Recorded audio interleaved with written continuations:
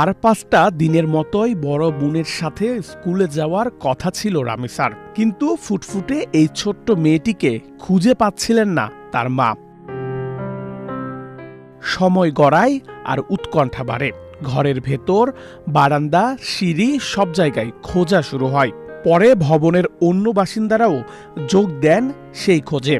এক পর্যায়ে ভবনের ৩য় তলায় নিজেদের ফ্ল্যাটের উল্টো পাশের দরজার সামনে পাওয়া যায় ছোট্ট রামিসার ব্যবহৃত স্যান্ডেল।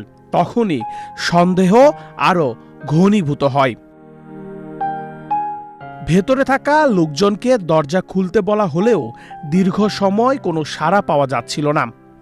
পরে প্রতিবেশীদের নিয়ে দরজা ভেঙে ফ্ল্যাটে ঢোকেন তারা। এরপরই সামনে আসে ভয়ঙ্কর এক দৃশ্য।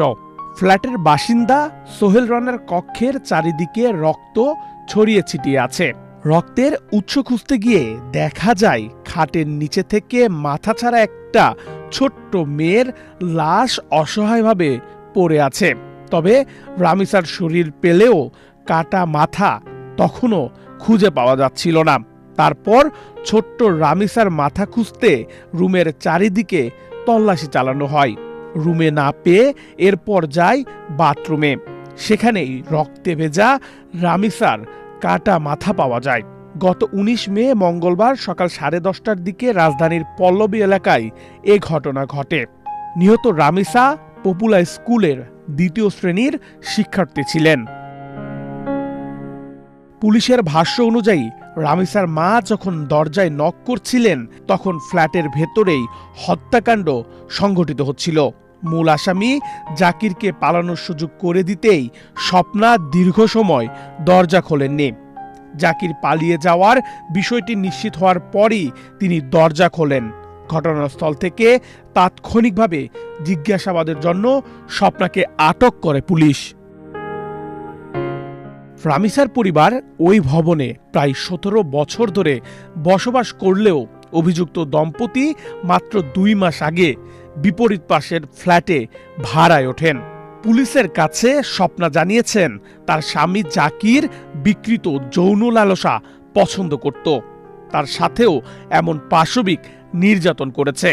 রামিসাকে দেখে ভালো লাগার পরই তার স্বামী জাকির বাসা পাল্টিয়ে ২ মাস আগে এই ফ্ল্যাটে বাসা নিয়েছে, যাতে বিকৃত যৌনাচারের স্বাদ মিটাতে পারে।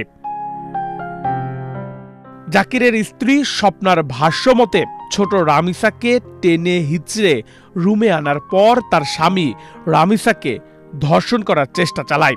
এতে রামিসা ছোট হওয়ায় তার রক্তক্ষরণ শুরু হয়। রক্তক্ষরণ টের পেয়ে জাকির দ্রুত গলা টিপে রামিসাকে হত্যা করে। এরপর কেউ যাতে টের না পায় তাই স্বপ্নাকে সাথে নিয়েই লাশ গুম করার জন্য রামিসার শরীর থেকে মাথাটা কেটে আলাদা করে ফেলে।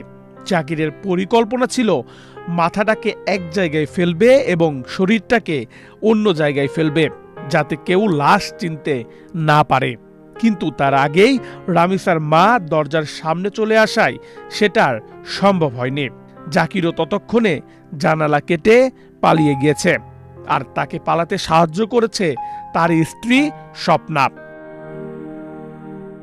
জাকির পেশায় একজন রিকশার মেকানিক। নৃশংস এই হত্যাকাণ্ডের মাত্র ৭ ঘন্টার মধ্যেই প্রধান অভিযুক্ত জাকির হোসেন ও তার স্ত্রী স্বপ্নাকে গ্রেপ্তার করেছে পুলিশ। নেহাল আহমেদ প্রান্ত, বাংলাদেশ প্রতিদিন।